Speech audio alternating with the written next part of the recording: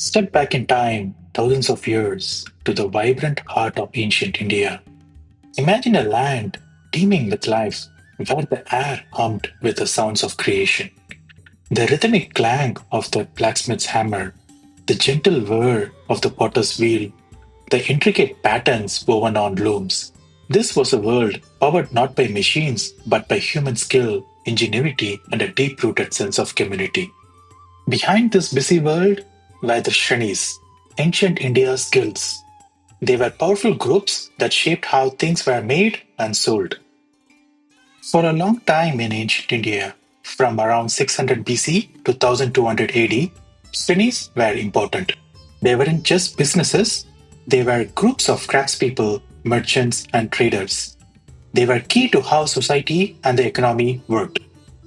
Think of the skilled ivory carvers of Vidisha making art for palaces, or the silk weavers of Varanasi, known for cloth so fine it could slip through a ring, or the textile makers near Nashik, whose cotton was traded far and wide, or jewelers in Madurai, crafting beautiful ornaments.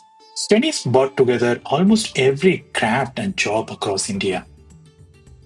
Imagine old Indian marketplaces, bustling places full of sights, sounds, and trade. Merchants called out what they were selling, people bargained for prices, and the air smelled of spices. In this lively scene, Shrenis brought together organization. These guilds set standards for quality that sellers had to follow. A copper plate from Govardhana tells us about a weaver's guild. It suggests guilds control the kinds of cloth made and wages paid. A guild stamp on a product was like a brand name. It promised good quality all over India and even in other countries. Indian goods reached places as far as Rome, where people valued Indian cotton for its lightness, and Southeast Asia, where traders exchanged Indian gems and spices. Studies also worked together to buy materials like cotton, silk, metals, and jewels in large amounts. This gave their members better prices and reliable supplies. As guilds got richer, some became like banks. They took deposits, lent money, even to kings in wartime, and managed funds for temples and charities that fed travelers and educated children. Shrenis did more than just business, they were real communities. Members helped each other when times were tough. If a weaver's tools were ruined in a fire, or a metal worker got hurt, or a family lost their main earner, the guild funds helped. Guilds also supported healthcare with doctors and places to care for the sick using traditional Indian medicine. Importantly, they passed down skills through apprenticeships. Young people learned from experts over years, starting from simple tasks and slowly learning the special skills of their guild. When disagreements happened, they didn't always go to outside courts. They had their own ways of solving problems. Shreni Adalats. Guild leaders and respected members met to make fair decisions based on their knowledge of the craft. There are stories of goldsmiths proving their metals were pure through tests, showing the guild's focus on fairness and quality. Guild leaders called Shrestins or Sethis became important people in their communities, sometimes as wealthy as local rulers. They used their money to support the arts, build temples, and fund public projects like stepwells for water.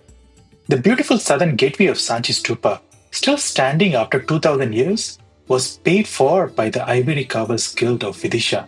They even carved their names into the stone. Shrenis took part in festivals, each with their own symbols and banners. During Diwali, pottery guilds made lamps and textile guilds made special clothes for temple statues. Some guilds even had gods they especially honored, like metalworkers who worshipped Vishwakarma, the divine craftsman, and traders who prayed to Lakshmi, the goddess of wealth. Shrenis were well organized. Anyone skilled in a craft could join, creating a sense of community based on ability, not just birth. This gave some chances for people to improve their social standing, which wasn't always common in ancient times. The general meeting, called Samanya Sabha, included all members. Even regular craftspeople had a say in decisions. Like Buddhist groups, they often made decisions by agreeing together or by voting if needed.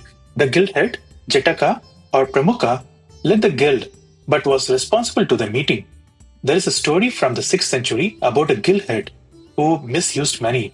He was removed from his job and had to pay back what is took, showing that even leaders had to follow guild rules. A strong set of ethics, Shreni Dharma, guided guild life from work standards to religious practices. It was about doing things the right way and having a good reputation. Breaking the rules could lead to fines, public shame, or even being kicked out of the guild, which could be very hard both economically and socially. Rulers officially recognized these guilds, giving them a lot of freedom to manage their own affairs. Archaeologists have found stone seals from Mathura with guild symbols used to prove documents and mark goods. At Arikamedu, an old trading port in South India, they found storage areas where guild goods were kept before shipped to Southeast Asia and Rome. Guilds are mentioned in old Indian writings, from Buddhist Jataka stories about rich guild leaders giving gifts to the Buddha, to the Arthasastra, an ancient book on government that advised kings to talk to guild leaders about the economy. From law books like Manusmriti to old Tamil poems praising craft skills, guilds left their mark on the Indian culture. Some historians think that over time, these specialized guilds might have played a role in the development of India's caste system. The Sanskrit word jati, which later meant caste, originally referred to work communities that were like guilds. Over time, changes in politics and the economy, and especially policies during the British colonial rule, weakened the Shreni system. The British favored cheaper goods made in English factories. This hurt Indian guilds. For example, textile guilds in places like Dhaka and Bengal struggled as their fine cloth was replaced by cheaper cotton from Manchester. A system that had lasted almost 2000 years started to fall apart. But the idea of Shrenis still lives on in Indian crafts. In places like Varanasi, with its silk weavers, and Moradabad, known for brass work, you can still see traditions that echo the old guilds in family crafts. Modern groups that help craftspeople work together are also inspired by the old idea that craftspeople are stronger when they cooperate. The story of Shrenis shows us a time when community and working together were central to business, when doing business ethically was valued, and when skilled people working together shaped not just products but society itself.